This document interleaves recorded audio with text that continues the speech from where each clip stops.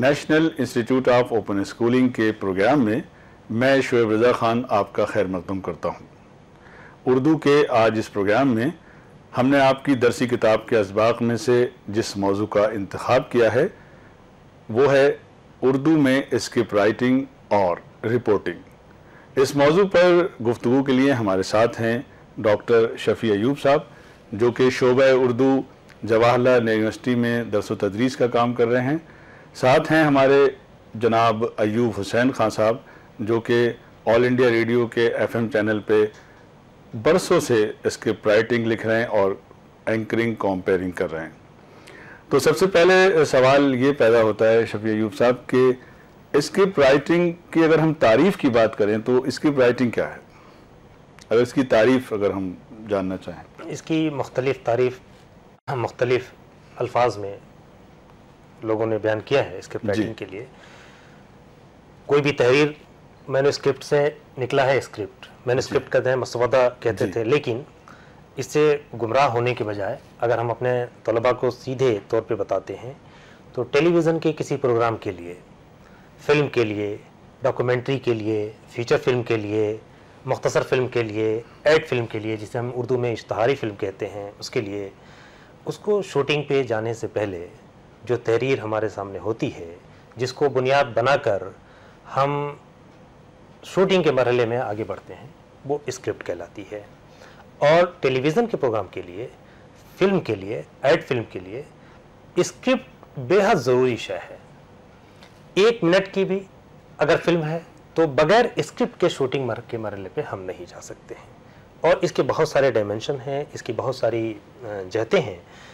Documentary के लिए आप कैसे स्क्रिप्ट लिखते हैं, फीचर फिल्म के लिए हम कैसे स्क्रिप्ट लिखते हैं, इवन जो बहुत शॉर्ट फिल्में होती हैं, मुख्तसर फिल्में होती हैं, इश्तहारी फिल्में होती हैं, उनकी स्क्रिप्ट भी हम कैसे लिखते हैं, इसके अलग अलग तरीक़ेकार हैं और अलग अलग ढंग से इसको पेश किया जाता है। स्क्रिप्ट लिखना कहानी लिखना नहीं है, स्क्रिप्ट लिखना अफसाना लिखना नहीं है, ये बिल्कुल अलग फ़न है, बिल्कुल अलग आर्ट है। और इसीलिए इसमें स्पेशलाइजेशन की ज़रूरत पड़ती है, महारत की ज़रूरत पड़ती है। हर शख्स स्क्रिप्ट नहीं लिख सकता, लेकिन इसी के साथ ये इस कदर मुश्किल फ़न भी नहीं है, ये आर्ट नहीं है कि इसे सीखा ना जा सके।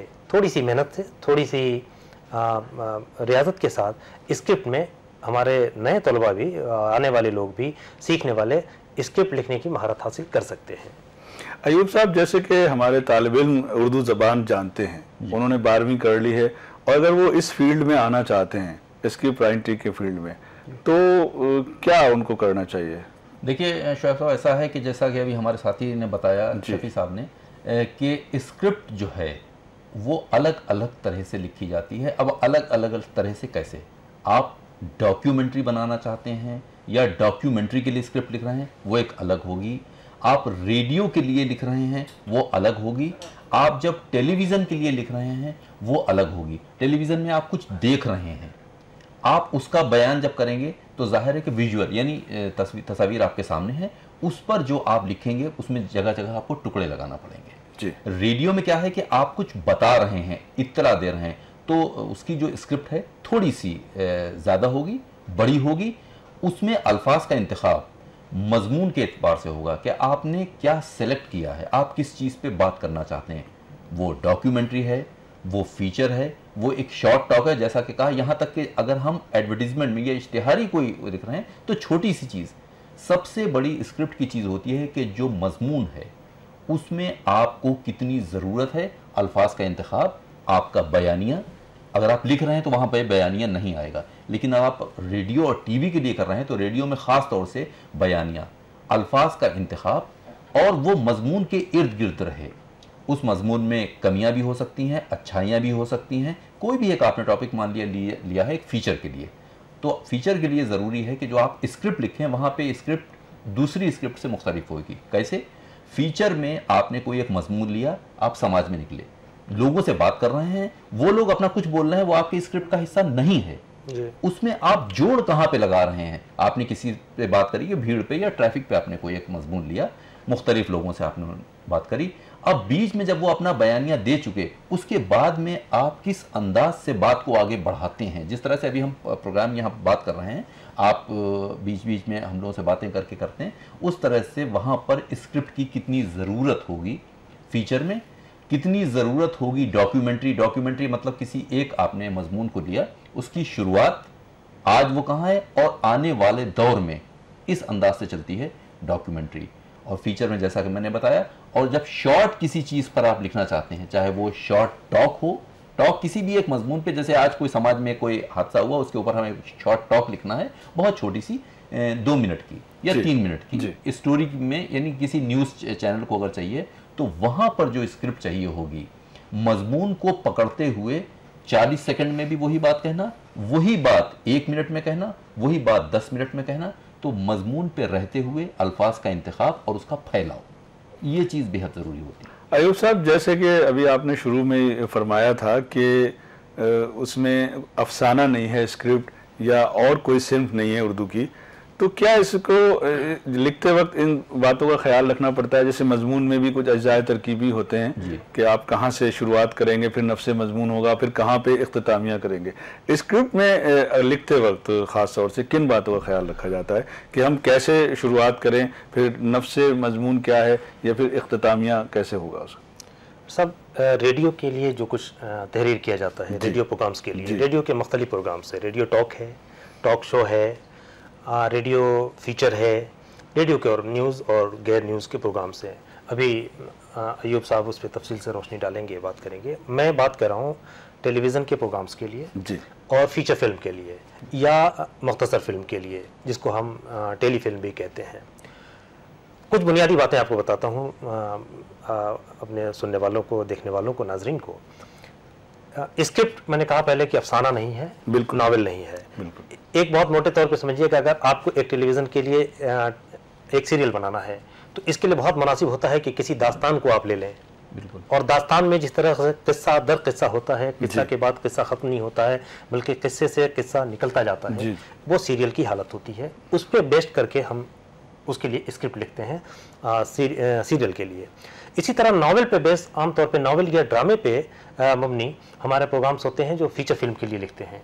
और अफसानों पे, उमूमन अफसानों पे शॉर्ट फिल्में बनती हैं, टेली फिल्में बनती हैं, जिसमें आधे घंटे की या 45 मिनट की फिल्में बनती हैं, उनके लिए स्क्रिप्ट लिखते हैं। हम बात करते हैं स्क्रिप्ट के लिए। एक बहुत बुनियादी बात है कि कहानी और स्क्रिप्ट में क्या फ़र्क है, वो मैं बताऊँ। कहानी किसी भी जगह में लिखी जाती है। कहानी एक राजा था, उसकी 3 रानियाँ थीं, ये कहानी कहने का अंदाज़ होता है। जबकि स्क्रिप्ट हमेशा और हमेशा प्रेजेंट इंडेफिनिट टेंस में लिखी जाती है जी। स्क्रिप्ट जब भी लिखेंगे आप प्रेजेंट इंडेफिनिट टेंस में लिखेंगे। वो आता है, वो जाता है, वो यहाँ उठता है, वो यहाँ बैठता है। ये बहुत बुनियादी बात होती है कि स्क्रिप्ट हमेशा प्रेजेंट इंडेफिनिट टेंस में लिखते हैं। स्क्रिप्ट लिखने से पहले रिसर्च की ज़रूरत पेश आती है जी। रिसर्च के बगैर हम स्क्रिप्ट नहीं लिख सकते। और अगर आप इजाज़त दें तो मैं ज़रा सा डॉक्यूमेंट्री और फीचर फिल्म और टेली फिल्म के हवाले से अलग से गुफ्तगू करके आपको बताऊं कि मिसाल के तौर पे आप हमको एक डॉक्यूमेंट्री फिल्म बनानी है। वो डॉक्यूमेंट्री हमें ताजमहल पे बनानी है। तो हमको आधे घंटे के टेलीविज़न के लिए एक प्रोग्राम ताजमहल पे बनानी है। वो प्रोग्राम है डॉक्यूमेंट्री जिसे आप कह सकते हैं, हम इसे दस्तावेजी फिल्म कहते हैं उर्दू में। उसके लिए रिसर्च की ज़रूरत क्यों पड़ती है? रिसर्च की ज़रूरत स्क्रिप्ट लिखने से पहले इसलिए पड़ती है कि हमको ये जानना होगा कि ताजमहल कब बना, किसने बनाया, कहाँ से पत्थर लाए गए, ताजमहल पे कौन कौन सी किताबें लिखी गई, ताजमहल शाहजहां के दौर में बना, शाहजहां के ने कितना पैसा खर्च किया ताजमहल, उसके मुतालिक जितनी तरह की जानकारियाँ हो सकती हैं, उन तमाम जानकारियों को हम एकजा करते हैं, इकट्ठा करते हैं और उसके बाद हम स्क्रिप्ट लिखने के लिए बैठते हैं। तो डॉक्यूमेंट्री में एक और बात बता दूँ कि फीचर फिल्म और टेली फिल्म के अलावा डॉक्यूमेंट्री के लिए स्क्रिप्ट हम बाद में लिखते हैं, शूटिंग पहले करते हैं। और बाकी में ये मामला इसके बरक्स होता है जी। फिल्म बनाने के लिए पहले स्क्रिप्ट मुकम्मल कर लेते हैं, उसके बाद फिल्म बनाते हैं। डॉक्यूमेंट्री फिल्म के लिए हमेशा ये करते हैं कि एक रफ आइडिया होता है हमारे पास और हम शूटिंग पहले कर लेते हैं। शूटिंग करने के बाद उस पर डॉक्यूमेंट्री हम तहरीर करते हैं और उसको वॉइस ओवर करते हैं। ये तरीक़ेकार राइज है हमारे। जैसे कि अभी आपने फरमाया कि कई तरह की चीज़ें होती हैं, तो और क्या क्या हो सकता है आयुब साहब जिसपे स्क्रिप्ट राइटिंग कराई जाती है? ताजमहल पे डॉक्यूमेंट्री बनता ही, लेकिन ताजमहल को ही अगर हम ले फीचर बनाना चाहें, आज ताजमहल का बिगड़ता हुआ रूप किसी वजह से भी कि लोग वहां गंदगी करते हैं, कोई भी इस पे एक फीचर बनाइए, या ये कहा जाए कि तारीखी इमारतों में लोगों की लापरवाही की वजह से उनका कोई भी ऐसा टॉपिक लें जो आज है, तो हम उसमें ताजमहल की तारीख नहीं बताएंगे, ना ये कि इस जमाने में बस एक हल्का सा देंगे कि इतनी पुरानी इमारत के साथ जो हो रहा है, हम वहां पे इमारत की बतौर लेंगे और वहां पर आने वाले सयाहों से, आगरे के लोगों से, उनसे कुछ बातचीत कर लेंगे। और जैसा कि कहा कि हमें उसके लिए पहले से शूट नहीं, हम पहले से अगर टीवी के लिए या रेडियो के लिए भी कर रहे हैं तो वहां पे आने वाले सयाहों से हमने ये बातें पूछी कि ताजमहल में या इमारतों पे अगर हम कर रहे हैं तो वो एक फीचर हो जाएगा। तो वहां पर जो हमें स्क्रिप्ट की ज़रूरत होगी, वो स्क्रिप्ट उससे मुख्तलिफ होगी डॉक्यूमेंट्री से। डॉक्यूमेंट्री में क्या है, तारीख आप बताते हैं आज और आने वाले वक्त में, अगर जैसे ताजमहल उसमें आने वाला वक्त नहीं रखना, उसमें ताजमहल का आज और ताजमहल की तारीख और आज के सयाह। लेकिन अगर हम किसी मसले पर बना रहे हैं जिसमें आज है, तो उस मसले को लेकर लोगों की राय ले रहे हैं और उस राय को अपनी स्क्रिप्ट के साथ किस तरह से पिरोना है, तो उसमें क्या होता है कि हम पहले लोगों की राय ले लेते हैं, जब राय जमा हो जाती है तब हम स्क्रिप्ट लिखने बैठते हैं, तब अपना बयानिया कि उसका इब्तिदाइया क्या है, उस मजमून पर जो हमसे बातें लोगों ने की हैं उसको मद्देनजर रखते हुए अब हमें स्क्रिप्ट किस अंदाज की लिखनी है, ताकि हमारा जो मकसद है और जो मजमून है उस मकसद का, क्योंकि जो बनाई जाती हैं डॉक्यूमेंट्रीज और जो ये फीचर बनाए जाते हैं, फीचर में कोई ना कोई मकसद होता है, एक मसला होता है, उसमें हाँ में भी जा सकती है बात और ना में भी जा सकती है, उसके मुखालफिन भी हो सकते हैं और उसके साथ में भी लोग राय रख सकते हैं। तो उन चीज़ों को यकजा करके आप किस तरह से लेके चलते हैं वो हो जाएगा फीचर। और अगर बात अभी जो करी थी कि कोई शॉर्ट फिल्म की बात, जैसे शॉर्ट फिल्म पे करी, ऐसी रेडियो पे अगर हम शॉर्ट टॉक रखते हैं तो हर चीज़ के अंदर सबसे अहम जो चीज़ होती है वो होती है मजमून पे आपकी गिरफ्त कितनी है और उसमें कितने पैराए में जाना है। सबसे बड़ी चीज़ स्क्रिप्ट की कितने पैराए में जाना है। 10 मिनट में आपको एक बात कहना है, मसला बहुत ही ज़्यादा बर्निंग, जिसे आप कहेंगे कि चारों तरफ लोग उसके बारे में जानते हैं, वो खबर जिसके बारे में लोगों को पता है, तो जो चीज़ें पता हैं उसमें आप न जाके बल्कि एनालिसिस में जाइए, उसका तज्जिया कीजिए। और वो तज्जिया जो है उसका फैलाव इतना नहीं होना चाहिए कि 10 मिनट की चीज़ को आपने जो इब्तिदाइया इतना रख लिया कि 9 मिनट उसमें निकल गए।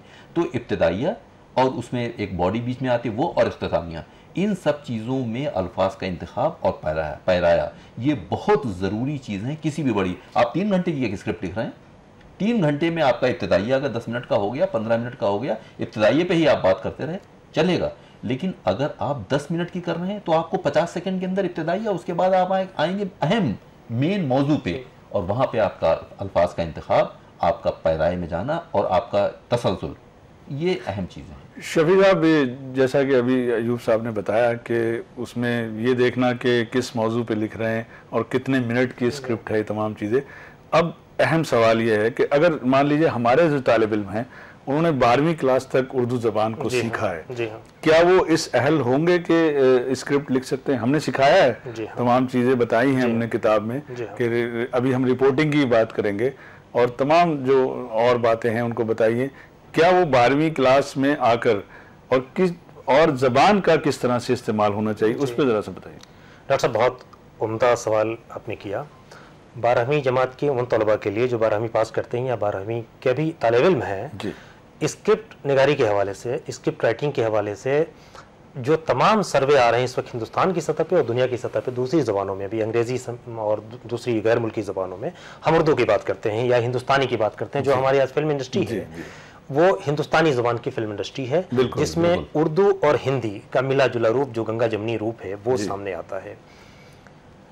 इस वक्त बहुत शदीद ज़रूरत है अच्छे स्क्रिप्ट राइटर्स की, अच्छा स्क्रिप्ट निगारों की बहुत ज़्यादा कमी है, अच्छा स्क्रिप्ट निगारों की बहुत ज़्यादा डिमांड है, मांग है। ये पूरी इंडस्ट्री उनके इंतज़ार में है और इसके लिए ग्रेजुएशन या पोस्ट ग्रेजुएशन या इस तरह की किसी डिग्री की कोई ज़रूरत नहीं है। सिर्फ ये है, एक स्क्रिप्ट निगार के अंदर एक खुसूसियत होनी चाहिए, एक ये बुनियादी बात मानी जाती है उसके अंदर, कि वो चीज़ों को कहने के बजाय उन्हें देख सकता हो और दिखा सकता हो। जी, विजुअल मीडियम है, बसरी पैकर है, आप एक कहानी को होते हुए सबसे पहले देख रहे हों और फिर उसे लफ्ज़ों के ज़रिए दूसरे को दिखाने, ताकि उस पर शूटिंग करके हम लोगों को उस चीज़ को दिखा सकें। तो पहली बात तो ये कि हम अपने नौजवान दोस्तों से ये कहना चाहेंगे कि ये ऐसा मैदान है, ये ऐसा फील्ड है जहाँ माहिर स्क्रिप्ट राइटर्स की बहुत ज़्यादा ज़रूरत है, और जो कुछ उन्हें उनकी किताब के ज़रिए, दरसी किताब के ज़रिए आप जो तालीम दे रहे हैं, उस पर ज़रा सा मशक करने के बाद, ज़रा सा अपने कुछ सीनियर दोस्तों से मशवरा करने के बाद वो अपने आप को ये पाएंगे कि वो एक अच्छा स्क्रिप्ट निगार बन सकते हैं, बहुत अच्छी स्क्रिप्ट लिख सकते हैं। कुछ टेक्निकल बातें होती हैं स्क्रिप्ट निगारी के हवाले से जिन्हें सीखना पड़ता है, उन्हें सीखने की ज़रूरत पेश आती है। अब बात करते हैं हम रिपोर्टिंग की, और हमारे तालिब इल्म जानते हैं, सभी लोग जानते हैं कि हम अखबार में भी खबरें पढ़ते हैं, हम टेलीविज़न पे भी खबरें, आजकल तो हम देखते भी हैं खबरें, रेडियो पे खबरें सुनते हैं। उसमें जो खबरें हम देखते हैं या जो सुनते हैं या जो पढ़ते हैं, उसमें जाहिर सी बात है कि रिपोर्टिंग का हाथ होता है। रिपोर्टर्स वो खबरें देखते हैं, बनाते हैं और तैयार करते हैं। तो हमारे तालिब इल्मों को बताइए, अगर इस फील्ड में वो आना चाहते हैं तो कैसे आ सकते हैं? बहुत आसान सी चीज़ है। अभी जैसा कि हमारे साथी ने बताया, ज़बान जो है बहुत आसान रखें, हिंदुस्तानी ज़बान रखें, और जो आप देख रहे हैं, सब देख रहे हैं, वो वाकई सब तक पहुंचेगा। आपका अंदाज़े बयां कितना मुख्तलिफ होगा, वो अगर आप लिखने के लिए में कर रहे हैं या अगर आप ऑडियो मीडिया, यानी अगर आप रेडियो के लिए, टेलीविज़न के लिए, तो आपने बताया, तो जाहिर है कि रिपोर्टिंग टेलीविज़न में और रेडियो में थोड़ा सा फ़र्क है। थोड़ा सा फ़र्क ये है कि टीवी में आपको दिखाई दे रहा है, उसमें आप जो अल्फाज का इंतखाब कर रहे हैं, रिपोर्टिंग में वो चीज़ मुख्तलिफ हो जाएगी। अगर आप रेडियो के लिए लिख रहे हैं तो रेडियो के लिए यह है कि जो वाकया आपके सामने से गुजरा, आप किसी मेले पर लिखना चाह रहे हैं, आप किसी एग्जीबिशन के बारे में वहां से रिपोर्ट कर रहे हैं, और एग्जीबिशन में कुछ ऐसा हो रहा है जो लोगों तक पहुंचना चाहिए, तो जाहिर है कि आप वहां पर सीधा सीधा कहेंगे कि मैं यहाँ पर आया हूँ और ये मैं देख रहा हूँ कि यहाँ खास बात यह है। खास बात वो क्या है, अहम बात क्या है जिसके ऊपर आप जोर देना चाहते हैं, वो वहां पर क्या क्या हो रहा है। वो रिपोर्टिंग की सबसे बड़ी चीज यह है कि जिस नुक्ते पर आपको आना है, पहले उसके गिर्दोनवाह को थोड़ा सा, तमहीद जिसे कहते हैं, तमहीद में क्या होता है, गिर्दोनवाह, कि जहां पर जो वाकया हुआ है उसके आसपास, वो हादसा भी हो सकता है, वो फिल्म से भी हो सकती है बात, कि अगर कोई फिल्म रिलीज हुई जिसके बारे में बहुत ज्यादा मशहूर है या जिसके किसी एक गीत को लेकर बहुत ज्यादा हो रहा है, तो आप वहां रिपोर्टिंग में गए, आप किसी सिनेमा हॉल के बारे में लोगों की राय लेंगे, उससे पहले आप क्या करेंगे, एक समा बांधेंगे, एक माहौल। तो स्क्रिप्ट वहां पर आपकी ये कहती है कि आप गिर्दनवाह की चीजों को लीजिए, फिर बाद में जहां पर अटैक करना है, यानी जहां पर आपको मेन आना है, उससे पहले जो आप बातें लेंगे वो ज्यादा अहम है अगर आप रिपोर्टिंग करना चाहते हैं। क्योंकि रिपोर्टिंग में अगर आप खास नुक्ते पे एकदम आ गए, तो जब तक आप माहौल और आसपास की चीजें नहीं बताएंगे, तो तमहीद नहीं होगी, तो लोगों को न उसमें दिलचस्पी आएगी और न लोग उसको समझ पाएंगे। तो उस चीज को समझाने के लिए मैं समझता हूं जरूरी है कि उसके आसपास की चीजों को लेना और फिर मेन, जिसको कहते हैं मेन पॉइंट पर आना, और वहां पर सबसे अहम चीज होती है जिसे आप कहते हैं नुक्ते नजर। ये जरूरी होता है। अगर आप किसी अखबार के लिए लिख रहे हैं, अगर आप किसी रेडियो के लिए वो कर रहे हैं, तो वहां पर आपका पॉइंट ऑफ व्यू, ये नहीं हकायक से आप छेड़छाड़ नहीं करेंगे, हकायक रहेंगे, लेकिन फिर भी आपका एक पॉइंट ऑफ व्यू जिसे कहते हैं, या हिंदी में जिसे दृष्टिकोण कहते हैं, उर्दू में कहते हैं नुक्ता नज़र। नुक्ता नज़र का रिपोर्टिंग में आना एक दिलचस्पी भी पैदा करता है और बहैसियत एक रिपोर्टर के आपकी अहमियत को भी करता है। तो वहाँ पर जो आपकी स्क्रिप्टिंग होगी उसको मुख्तलिफ बनाने के लिए अगर आप उसमें अपना नुक्ता नज़र डालते हैं, क्योंकि देखिए मुख्तलिफ लोग रिपोर्ट कर रहे हैं उस वाक़े को या किसी भी चीज़ को, अपना अपना सबका अंदाज़ होता है। तो बेहद ज़रूरी है कि जो हालात हैं, ये जो कुछ भी वहाँ हुआ है, उसमें छेड़छाड़ न करते हुए आपकी जो तहरीर है, आपकी जो स्क्रिप्ट है, वो मुख्तलिफ कैसे बन सकती है, स्टैंप आपकी अलग से कैसे नज़र आएगी, वही एक अच्छे रिपोर्टर बनने की अलामत है। वही एक मैं समझता हूँ बेहतरीन स्क्रिप्ट की है कि जिसमें आपका स्टैंप अलग से नज़र आए। शफी साहब, जैसा कि अभी अयूब साहब ने बताया कि रिपोर्टिंग किस तरह की जाए, जी। हम ये आपसे जानना चाहते हैं कि अगर हमारा तालिब इल्म या उर्दू जानने वाला कोई भी शख्स इस फील्ड में आना चाहता है, मान लीजिए अगर वो अखबार में जाना चाहता है या रेडियो पे जाना चाहता है या टेलीविज़न में जाना चाहता है, तो इसमें फ़र्क आप कहाँ देखते हैं? अच्छा सवाल तालिब इल्मों के हवाले से आपने किया। जी, ये इस एज ऑफ स्पेशलाइजेशन है, महारत का ज़माना है। आपको ये तय करना होगा कि अगर आप रिपोर्टर बनना चाहते हैं तो आप प्रिंट मीडिया में जाना चाहते हैं, अखबार के लिए काम करना चाहते हैं, आप रेडियो के लिए काम करना चाहते हैं, या आप टेलीविज़न के लिए काम करना चाहते हैं। असल चीज़ जो है वो खबर होती है। खबर किसे कहते हैं, ये बड़ा दिलचस्प अपने आप में है कि खबर किसे कहते हैं, खबर क्या है। हर वाक़या खबर नहीं होता, जाहिर सी बात है। एक बहुत बड़े लॉर्ड नॉर्थ किल्फ जो हैं वो बहुत बड़े मीडिया के माहिर गुजरे हैं, उन्होंने एक बड़ा मशहूर जुमला कह दिया था कि अगर कुत्ता इंसान को काटे तो ये खबर नहीं है, लेकिन अगर इंसान कुत्ते को काटे तो ये खबर है। बहुत मशहूर वाक़या है, बहुत मशहूर वाक़या है, ये लॉर्ड नॉर्थ क्लिफ का ने कहा था ये। तो हर वाक़या खबर नहीं होता। तो खबर का सेंस जिसको कहते हैं हम न्यूज़ सेंस कहते हैं, न्यूज़ सेंस सबसे बुनियादी बात होती है कि न्यूज़ सेंस होनी चाहिए आपके पास, आप तीनों। क्योंकि आप खबर पहले लिखते थे, उसके बाद रेडियो का ज़माना आया तो हम खबर सुनाते थे, और ख़बर सुनाने के बाद अब टेलीविज़न के ज़माने में हम खबर दिखाते हैं। बुनियादी बात खबर की होती कि खबर क्या है, खबर क्या नहीं है। सड़क के किनारे एक शख्स ने खोमचा लगाया है, वो मूंगफली बेच रहा है, ये खबर नहीं है। खबर यह है कि उस मूंगफली बेचने वाले के बच्चे ने यूपीएससी का एग्ज़ाम क्लियर किया और वो आईएएस बन गया, ये खबर है। तो रिपोर्टर की बुनियादी जो खुसूसियत होती है वो ये होनी चाहिए कि उसके अंदर न्यूज़ सेंस हो, वो जानता हो कि क्या चीज़ न्यूज़ है, क्या न्यूज़ नहीं है। और दूसरी बात जिस पे अय्यूब साहब जिसकी तरफ इशारा कर रहे थे कि उसके बाद उसके पास ज़बान लाजमी है, जिस ज़बान में वो रिपोर्टिंग कर रहा है उस ज़बान में उसके पास महारत हो। रिपोर्टर के लिए कुछ ऐसी खुसूसियात बताई जाती हैं कि रिपोर्टर को एक तो ज़बान पे महारत होनी चाहिए, वो बिल्कुल तेज़ तरार होना चाहिए, इसके साथ उसे क़ल्बी तौर पे दिल की सतह पे बहुत इत्मीनान और सुकून वाला इंसान होना चाहिए, क्योंकि बहुत ही ख़राब हालात में उसे मौक़े हादसा वाक़यात से, जहाँ पे हादसात रुनुमा होते हैं, वहाँ से उसे रिपोर्टिंग करनी होती है। ख़ासकर टेलीविज़न और रेडियो के जो रिपोर्टर होते हैं वो उनके लिए बहुत मुश्किल मरहला होता है। इसलिए मिसाल देकर के मैं आपको एक बात वाज़ेह करूँ कि कहीं पे ट्रेन का हादसा पेश आया है और वहाँ एक रिपोर्टर पहुँचता है, और या तो वो इतनी ताख़ीर कर देता है कि रिपोर्ट ही नहीं पहुँच सकती है, या जल्दी रिपोर्ट देने के चक्कर में वो ये गलत इन्फॉर्मेशन दे देता है कि फ़लाँ बोगी, फ़लाँ S6 S9 इसकी ज़द में है और वो बोगी नहीं है। तो इससे अफरा तफरी फैलती है। बहुत जिम्मेदारी का काम होता है रिपोर्टिंग। बुनियादी चीज़ न्यूज़ का सेंस, और दूसरी उसकी ज़बान पे पकड़, तीसरी उसकी ऑनेस्टी, ईमानदारी, और वक्त पे पंक्चुअलिटी उसकी जो होती, वक्त की पाबंदी की, वक्त पे अपने काम पे पहुँचे। और इसके लिए मैदान खुला हुआ है। अगर वो अखबार में जाना चाहता है तो सबसे पहले उसे अपनी सलाहियत को आंकना चाहिए कि वो लिखने की कितनी सलाहियत है उसके अंदर, कितनी तेज़ी के साथ वो लिख करके अपनी, और ज़बान उसकी कैसी है और भेज सकता है। जैसे एक शख्स बोलने में लुकनत है उसकी ज़बान में, तो उसे रेडियो या टेलीविज़न का रिपोर्टर बनने की कोशिश नहीं करनी चाहिए, बल्कि उसे अखबार का रिपोर्टर बनने की कोशिश करनी चाहिए। इसी के साथ अगर किसी शख्स में लिखने की सलाहियत है और बोलने की भी सलाहियत है तो वो दोनों में से किसी फील्ड में जा सकता है। यहाँ पर मैं एक बात कहना चाहूँगा, जैसा कि अभी हमारे साथी ने बताया कि रिपोर्टर के लिए ज़रूरी है कि उसके अंदर न्यूज़ सेंस, यानी ख़बर क्या है उसको मालूम होना चाहिए और मौके पे पहुँचे।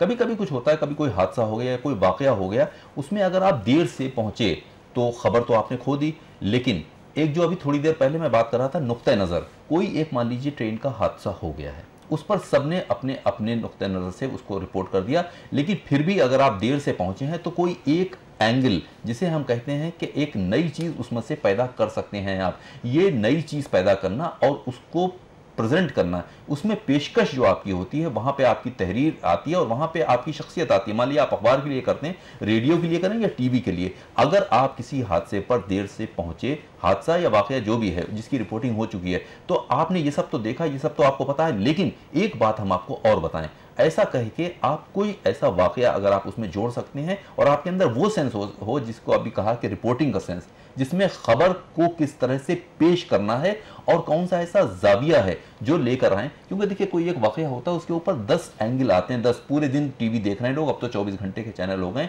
ऐसे में नए नए अंदाज से उस बात को बार बार कहना, क्योंकि देखिए 24 घंटे टीवी चल रहा है, एक हादसा अगर हो गया, अगर मुल्की सतह पर हुआ है तो जाहिर है कि बार बार उसको दिखाना पड़ेगा। तो बार बार उसी चीज़ को आप रिपीट कर रहे हैं कि फलां गाड़ी का ये हादसा हो गया, ये हो गया, तो अब उस हादसे की वजह से और क्या क्या चीज़ें रूनुमा हुई, उस पर आपका नुक्ते नज़र जो है, उस पर वो आप किस अंदाज से कहते हैं। तो वहाँ पर दो चीज़ें हो जाती हैं, कभी आपका देर से पहुँचना या बार बार उसको दिखाना। तो उसमें एक चीज़ जो सबसे अहम है कि एक ही बात को आप कितने अंदाज से कह सकते हैं और एक ही वाक़े में से कितनी खबरें निकाल सकते हैं, कितनी रिपोर्टिंग कितने अंदाज से कर सकते हैं। क्योंकि आज का दौर 24/7 जिसे कहा जाता है कि हफ्ते भर 24 घंटे रेडियो भी चल रहे हैं और टीवी भी चल रहे हैं। ऐसे में एक ही बात को कहने के 10 अंदाज अगर आपके पास नहीं है रिपोर्टिंग में, ये बहुत अहम चीज़ है। तो मैं समझता हूं कि आज के इस दौर में बेहद ज़रूरी है एक ही बात को कहना। कभी कभी हफ्ते भर तक वो वाक़या चलता रहता है, लेकिन फिर किस तरह से उसको उठाना है, किस तरह से उसमें गर्मी है, जितनी जितनी गर्मी है, जितनी जितनी शिद्दत है, उस पर आपका नुक्ते नज़र कितनी शिद्दत से आता है और धीमे धीमे किस तरह से, जिसे कहा जाता है फेड आउट होता है, वो रिपोर्टिंग की बहुत अहम है। शफी साहब, जैसा कि हम जानते हैं कि आपने बहुत सारी स्क्रिप्ट लिखी हैं और अयूब साहब आपने भी बहुत सारी स्क्रिप्ट लिखी हैं और अभी भी ये सिलसिला जारी है। क्या सिर्फ स्क्रिप्ट राइटर या रिपोर्टर के लिए सिर्फ उर्दू जानना काफ़ी है, या जो हमारी दूसरी ज़बानें, ख़ास तौर से हमारी कौमी ज़बान हिंदी और राब्ते की ज़बान अंग्रेज़ी जानना, ये कहाँ तक ठीक है? सिर्फ उर्दू से काम चल सकता है? अगर हम उर्दू जानते हैं तो हम स्क्रिप्ट राइटर अच्छे बन सकते हैं या हम रिपोर्टर अच्छे बन सकते हैं? इसमें दो बातें हैं जी डॉक्टर साहब। एक तो जिस ज़बान में हम अपना माफूज ज़मीर अदा कर रहे हैं, अपने दिल की बात कह रहे हैं, जिस ज़बान में हम कैरियर बना रहे हैं, मिसाल के तौर पे उर्दू, उस ज़बान के अंदर महारत हासिल होनी चाहिए जी। उस ज़बान में हमें भरपूर उस पर न सिर्फ ये कि हमें कुदरत हो कि हम जिस तरह से चाहें अपने ख़यालात का, अपने जज्बात का इजहार कर सकें या जो कुछ भी हम कहना चाहते हैं उस ज़बान में कह सकें। लेकिन एक दिलचस्प सर्वे है, दुनिया के तमाम जो माहिरीन नफ्सियात हैं उनका सर्वे है कि एक इंसान बहुत आसानी के साथ 3 ज़बानें सीख सकता है। तो 3 ज़बानें सीखना, इसीलिए सह ज़बानें फार्मूला हमारे यहाँ सामने आया। तो 3 ज़बान एक इंसान बहुत आसानी के साथ सीख सकता है। उर्दू की जहाँ तक बात करें तो उर्दू बेशक ज़रूरी है उर्दू के साथ, लेकिन हिंदुस्तान के तनाजुर में अगर आप हिंदी और अंग्रेज़ी या कोई एक और ज़बान आपको आती है तो ये बहुत मुआविन साबित होता है, मेरा ये ख्याल है। बिल्कुल। यहाँ पर एक चीज़ मैं डॉक्टर साहब कहना चाहूँगा, जो आपने कही हिंदुस्तानी ज़बान है हमारी, ज़ाहिर है सकील उर्दू बोल के या बहुत ही ज़्यादा क्लिष्ट हिंदी जिसे कहते हैं वो बोल के या पूरी अंग्रेज़ी डाल के नहीं, मिक्स किस तरह करते हैं उस पर रवानी तसलसल और आम आदमी तक पहुंचाने की जो वो है कि एक आम आदमी किस लेवल की इंग्लिश समझता है जो आप खबर पहुंचाना चाहते हैं, चाहे वो प्रिंट मीडिया हो, चाहे वो आज के ऑडियो मीडिया हो या विजुअल मीडिया जिसे कहते हैं, तो उसमें बेहद ज़रूरी है कि बैलेंस रखना। आप किस तरह से बैलेंस तीनों ज़बानों के बीच में रखते हैं। अगर आप उर्दू बोल रहे हैं तो जाहिर है कि वहाँ पर इस्तिलाह की जगह आप टर्मिनोलॉजी कह सकते हैं। किसी एक चीज़ की टर्मिनोलॉजी इंग्लिश में बार बार उसका आप तर्जुमा लेके उर्दू में उसको कहें नहीं। अगर किसी वाक़ये में या किसी हादसे में या किसी आप फैक्ट्री में जा रहे हैं, वहाँ पर बहुत सी ऐसी चीज़ें हैं जिनकी इस्तिलाहात आप ढूंढते घूमें नहीं।